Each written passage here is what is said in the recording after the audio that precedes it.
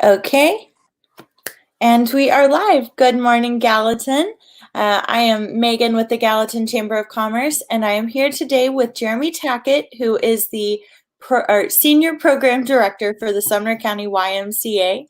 And this is I believe it's our 6th week of Do Good Gallatin, so we're very excited to hear about a few more of our nonprofits today. So hi, Jeremy, welcome. Thank you so much for being Hey, how are here. you? I'm doing well. I'm glad to be awake bright and early. So, can you tell us a little bit about the Sumner County Y and what y'all do, what you stand for? Give me an overview of everything. Well, and it's different. I mean, a lot of times are different, but what the biggest thing we want to do is to be in our community and be here for everyone and be here for everyone's health. And that means a lot of different things to a lot of different people. For some, that means just physical well-being, and that means coming and getting on a treadmill and sweating. For others, that might be swimming.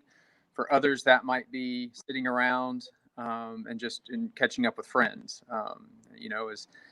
We're kind of changing how we do some of those things right now, and we're not able to offer everything that we want to. But a couple steps forward here and there, we were able to open our doors back 2 weeks ago, and so welcome some people in, and able to start some group exercise classes next Monday, so people can kind of start to get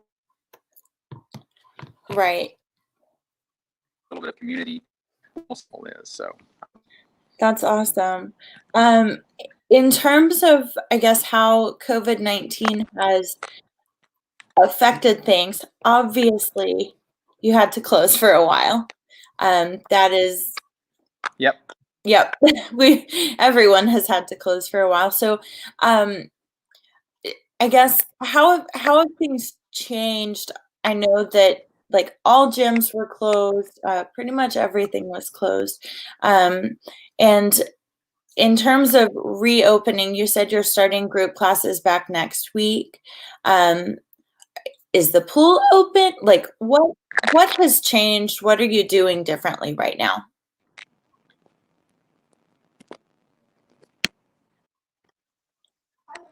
You cut out on me a little bit, so just kind of quickly rephrase that question for me. You're fine. I think we have a few connectivity issues here. How have things kind of changed? What adjustments have you had to make other than obviously being closed? What kind of adjustments have had to be made otherwise because of the dreaded COVID-19? Yeah, and so I would say probably the first adjustment that we made is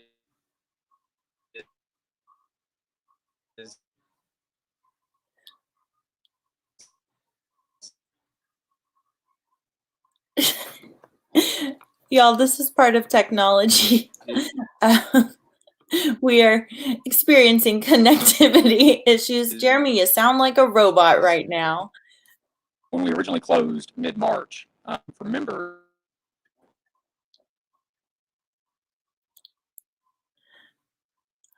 Give us a second.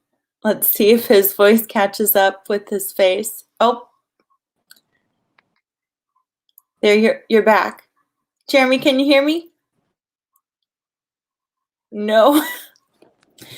Y'all, this is one of the things that obviously. I'm back. Oh, there you are. I got you now. Perfect. Okay. I switched off the Wi-Fi, and we're hoping that the cell tower works really well. Awesome. That's you had kind of a robot vibe going on for a little while, and it was very disjointed, but incredibly entertaining. So perfect. So go on and tell me what you were saying about the kind of the changes that y'all have had to make. Gotcha. Yeah. So I think we're back now. So yeah, as I was saying, one of the first things that we made when we closed the doors mid-March, we turned into a full-time childcare facility about the start of April, and that was through our school age services department, which is Fun Company, which is before and after school care typically. but that was for essential workers that still needed childcare, and Yeah. that's actually still going on in our building now. So that's 7-8 weeks that they were doing that. So that's one of the things that our building was sitting empty, and there was a need, and fortunately, the Y, there's lots of different subsets and department, just able to kind of go ahead and get them in the building Right.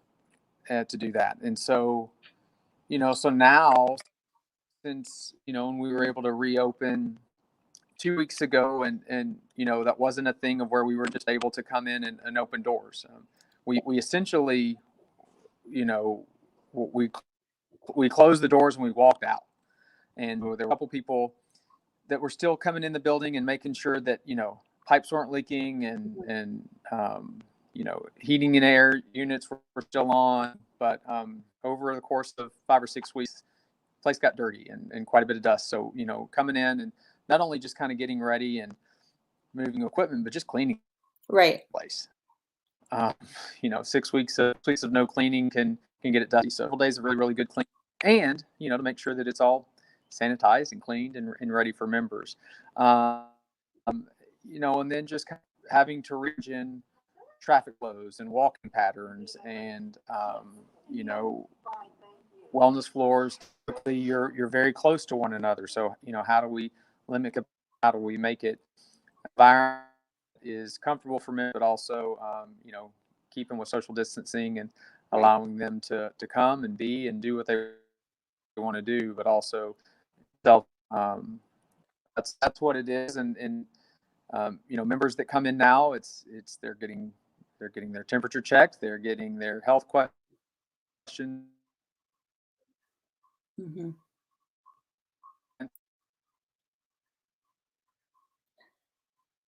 They're asking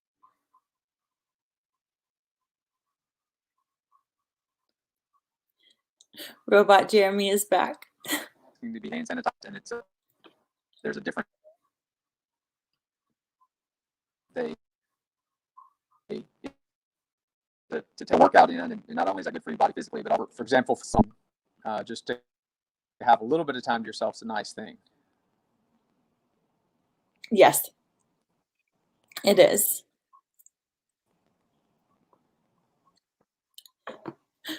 Y'all, this is what happens with technology. Jeremy, I'm not sure if you're able to tell, but at times your audio will just stop and then it will speed up very quickly, and you'll be speaking very, very, very fast in a very high voice. So, and this is just part of what COVID-19 has done to the world. We are learning about camera work, and bless our Wi-Fi and our phone data, because it is certainly feeling a little more strain these days. So, Jeremy, can you hear me? Yep, I got you now. Awesome. Okay, so with those being kind of the changes, I had no idea that the Y was offering childcare that entire time. So I think that's really nice. Like, that's a wonderful thing that y'all were able to do for our first responders and essential workers. I know that a lot of people needed childcare. A lot of people actually needed childcare who never had in the past. And so it is a really good thing that that was able to be an option. And I'm glad too that, with that happening, some of your employees were able to maintain work. In terms of reopening now, Overwhelmed? No, I appreciate you guys being open. I hear that. Someone's happy that the Y is open. That's awesome.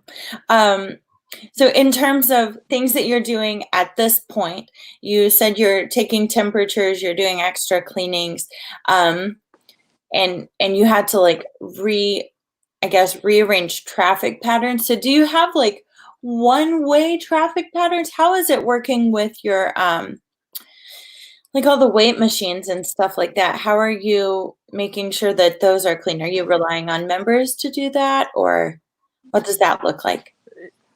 Yeah, it's so yeah, we're relying on members to do it, and we're also just kind of ramped up our protocols as well. Yeah. So and that's the really fortunate thing about for us is that our members that have come in have been fantastic, and Right. they've adapted unbelievably well to the change and come in, and it's almost like, I know things are going to be different. What is it? Tell me, and I'm doing it.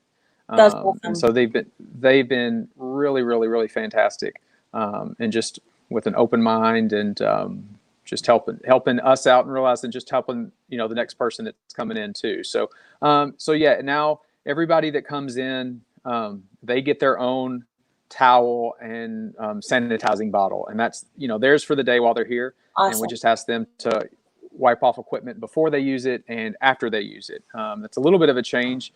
Members have always been pretty good about wiping down equipment after they used it, Mhm. but it's a little bit of change before. So then, as our staff just kind of keeps an eye on things, and we'll come by, and if we see someone on equipment afterwards, we'll just come in and take another little stab at it and wipe it down really good. Yeah. And then every 2 hours we make a really good sweep, at least every 2 hours, and make sure that each piece of equipment is re-sanitized, re-cleaned. And so with all of those steps, it's just we just walk around and clean a lot. So but yeah, so we're relying on members to do that, and then we're also coming in behind ourselves and doing that as well. That's awesome. In terms of, so you said classes are starting next week. How is that going to work? Yeah, so classes start on Monday in a limited schedule. We used to have about 140 classes that we offered a week, and I think on our new schedule we've got about 40 classes. So we're at about 25 to 30% of the class schedule that we have. Due to the childcare being still in our building in one half, we don't have all the spaces that we did. So we have our one studio that we're able to use, and we're also doing some classes outside as well. So, the tough thing, how do you maintain social distancing in a group exercise class? And so that limits the number of participants. So, we're limited to 10 participants per class. And, it used to be classes of 30. Right. And so, it's going to be odd. Each participant's going to have their spot, and literally it's marked with a sticker, and that's their little area that they get. And they're going to have their equipment. Yep. And that we're gonna set it out for them, and they're gonna get their own. And then at the end of the class, we'll go through and we have to re-sanitize everything, remop the floors, change equipment out. So we might have a yoga class, and then that's followed up by a cycle class. So then that means moving bikes and Right. changing those things up. And then after that cycle class, it might be a strength class. So then it's moving the bikes back. So it's just a lot of different, trying to fit all the puzzle pieces together. As I've talking with instructors over the past week, and the one thing I've told them is just be prepared to be flexible and patient. And Yes. we have in our minds what we think is going to work really well. Same thing that when we opened, but 20 or 30 minutes in, we realized, hey, there's a little bit of a better way for us to do this. So we're going to try this way. Yeah. And then 2 days later, we realize, oh, there's another better way to do this, or there's a different recommendation or something. So, we're changing, and, the goal is that keeping everybody as healthy as we can, but also making it as streamlined and to provide them the best experience as we can too. So, yeah, we start with a couple classes on Monday, and then hope to build those as time goes on, and just keep adding a little by little by little. Once we get more spaces, once we kind of get our feet under us, so then we can keep on adding. Absolutely. I am a dance teacher in my spare time, and it has been really an adventure trying to figure out the same things that you're trying to figure out. We moved entirely to virtual teaching for a while, but we recently are we're doing a virtual dance recital, so we've been recording our performances, and even just that, trying to figure that out has been, interesting. And the teachers have been wearing a mask to teach, and let me tell you, that is hard to breathe in. But just, trying to keep everyone as healthy as possible. It's what we've got to do, but it sure does mean that we have to pull off that pandemic pivot pretty quickly and efficiently. So, in terms of like the greater community supporting the Y right now, because I have to say, I grew up in Knoxville, and the Y was one of my favorite places in the world. I was a member of several different ones, and then of just the overall Y with the little key card. And that was where I would go to do kind of just to work off steam or whatever. And I love the Y. So in terms of the greater community, are you accepting new members right now? Do you need new members? What do you need from our community? And that's a loaded question. I know. Well, the answer, even in all times, we will always take and need new members. But yeah, we are seeing some new members, and we do have new memberships coming in. Hoping that we're really trying to get folks to sign up online. That way, we're avoiding contact between our staff and them. And you sign up online, it's a pretty contactless point of coming in and us finishing those last few steps. Yeah. One of the things that we did, we've suspended all of our membership dues for the months of April and May. Mm-hmm. And the first time folks come in May, they're charged half of their normal dues.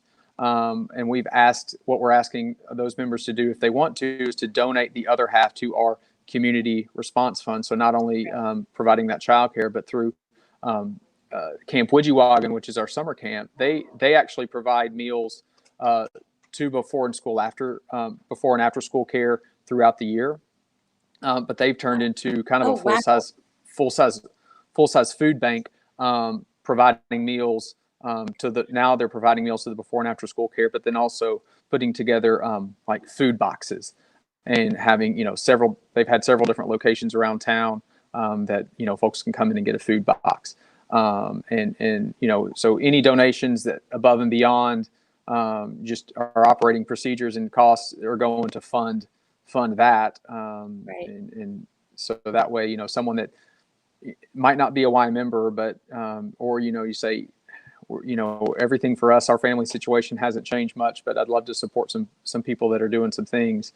It's a great way that you can give, and it goes directly to, folks in the community that need it.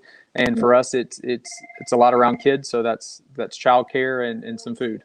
That's awesome. What if people just wanted to donate to that? Can they do that? Yeah, absolutely. Just go to our website. So it's ymcamid10.org, or just search YMCA of Middle Tennessee. That'll get you to the website. And yeah, you can absolutely donate there. And there's an online option for that. It's pretty quick and simple. And we love that. And we love anybody that would want to help support us in that way. Absolutely. And in terms of the summer camp, say it again, Camp Widgewagon. Widgewagon. So is Camp Widgewagon? That is a hilarious name for me to say. Is that happening, or do you know kind of what the plans are for that? Yeah, Camp Widgewagon is planning to run summer programs. The Summer Adventure, which is through our before and after school care, they are planning on running summer programming.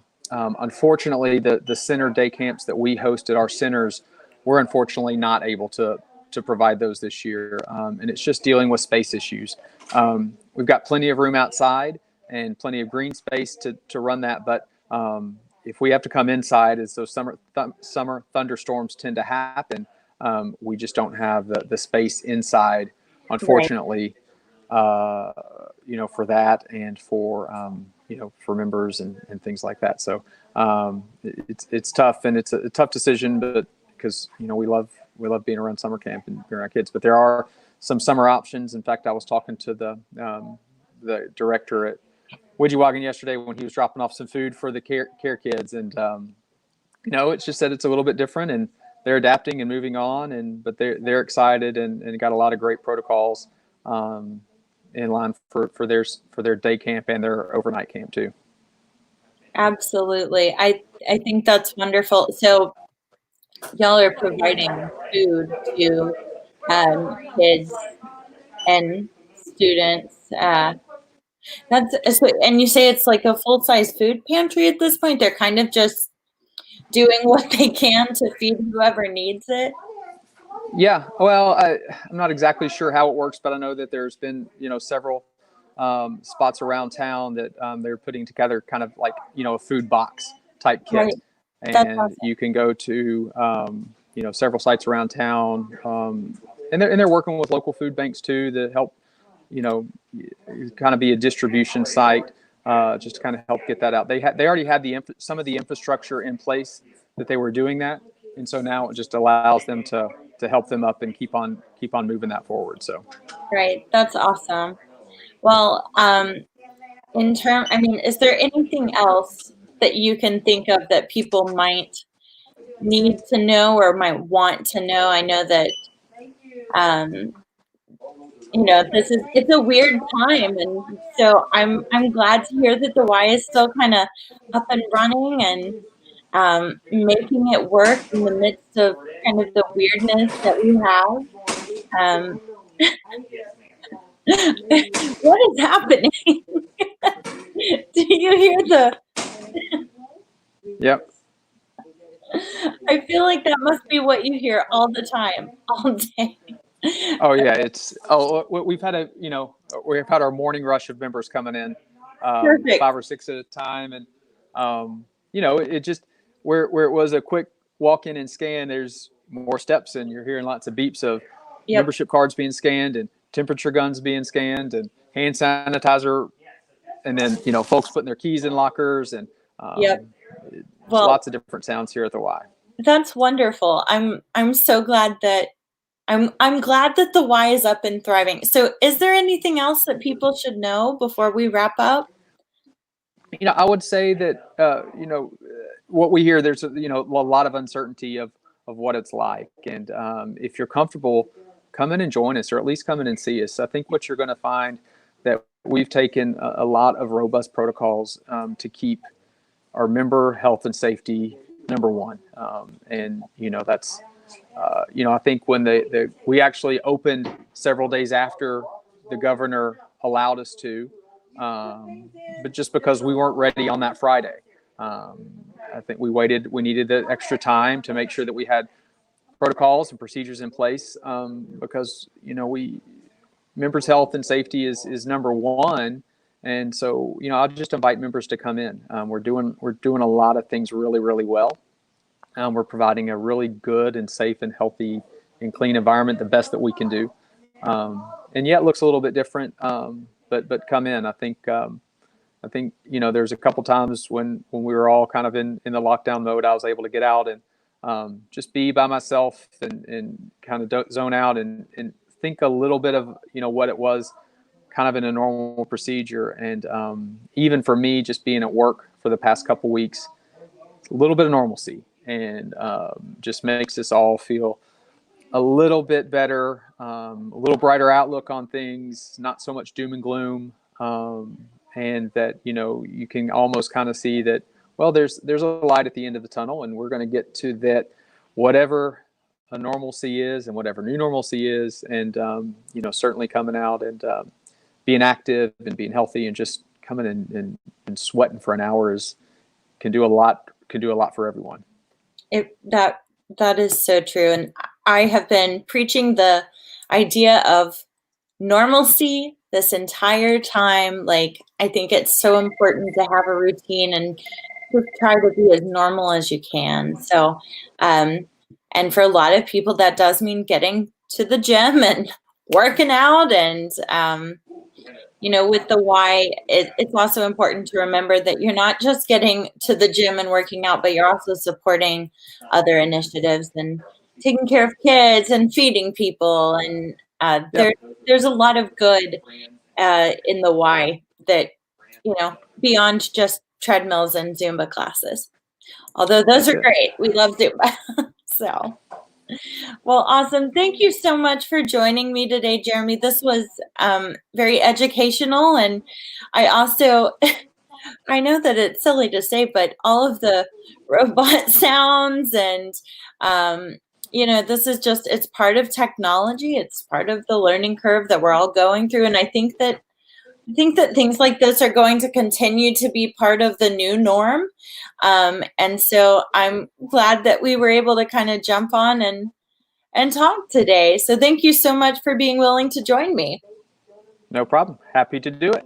Awesome. Well, folks, I put the WISE website in the comments, and I do highly recommend. Are people still able to take a tour if they want to, or what does that look like? They look different. We're not encouraging tours at this point, simply because we're just trying to limit interaction. And there's half of our building that we can't show you. Right. So we could take you into the areas that are open. But I think they trying to put some more pictures on our websites and things like that so people can see it, for example, but can't take you into the pools right now and show you those. Can't take you into the childcare areas or the gyms or things or the basketball gym, excuse me. So we're trying to discourage tours. But if you just got to come see us and, want to see, before, you say you're doing all these protocols and procedures, and you really want to see it before you commit to it, then we're happy to show you what we can. Awesome. Well, and so if anyone wants to join, maybe don't pop by for a tour, but do give them a call. I'm sure they'd be happy to answer any of your questions. I know that I even rescheduled a doctor's appointment recently and spent about 10 minutes talking about the protocols they were taking and trying to figure out if I felt comfortable. And I think that, that's going to be part of it too. Just people will be calling and asking questions. So give them a call. Facebook, like if they have questions, can they send you a Facebook message? Is that another way to communicate? Or what would be the best way for people to communicate with y'all? Either give us a call, or I would say Facebook would be the second way. We're pretty good. Communications department is helping us out with that, and we're responding within an hour. And great. Most of our our most recent updates are on Facebook. So, building procedures, cleaning procedures, what group exercise class procedures are, those are already there. So if you go to the Facebook page, a lot of your questions may already be answered. Awesome. By the time you can look at that and read it, or even, just look at other questions that other people have had and there's responses there. So, maybe some of your questions can already be answered without even having to give us a call or even ask on your own. Perfect. Okay. So y'all go look at their Facebook page, go look at their website. And if you have additional questions after looking in depth at their Facebook page, give them a call. And thank you again, Jeremy. Thank you so much for being with us today. And for my viewers, I will be back at 11 with Amy, who is the Executive Director of Ashley's Place Child Advocacy Center here in Sumner County. So I hope that you will jump on and join me. And thanks for watching. All right, thanks, Jeremy. Okay, bye-bye. Bye.